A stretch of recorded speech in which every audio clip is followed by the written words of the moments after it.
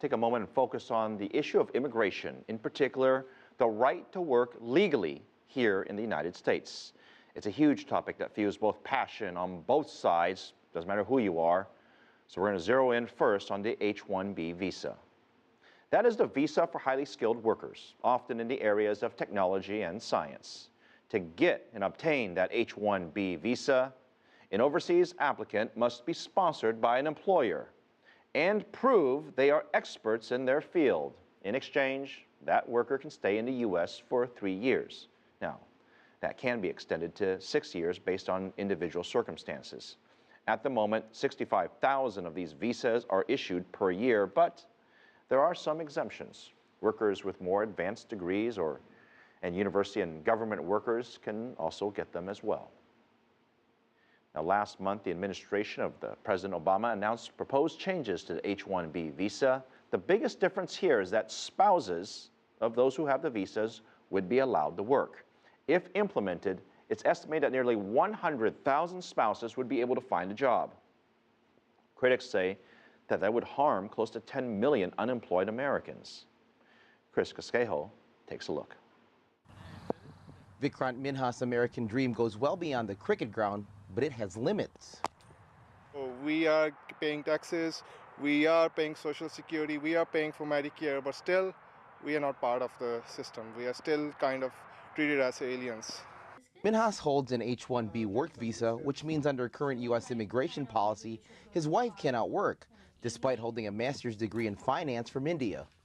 Kind of sometimes depressing also, that after such a high qualification and work experience, I can't work here.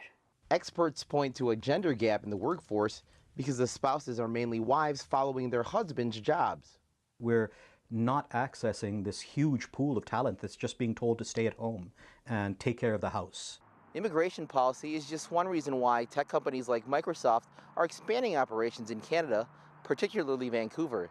Canada welcomes any highly skilled worker who has a job offer, whereas the U.S. only issues up to 85,000 H-1B visas per year. Microsoft will add up to 400 jobs in Vancouver when its new office opens next year. In the U.S., some estimates show an additional 30,000 spouses of H-1B work visa holders a year will be eligible to find work, in addition to the current 100,000 immediately affected. Immigration attorney Tamina Watson welcomes the Obama administration's changes, but believes they don't go far enough. It will take 15 to 20 years for somebody to get a green card.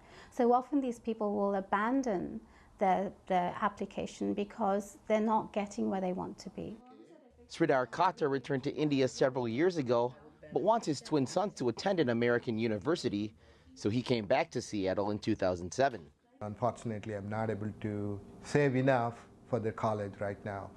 His wife Shailu hopes to teach, but for now, volunteering will have to do.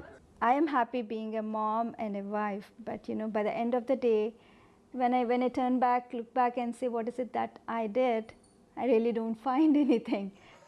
Dreams deferred for families like the Minhas and Katas, but the proposed changes to the current H-1B work visa rules could take effect sometime this summer. Chris Casquejo, CCTV, Seattle.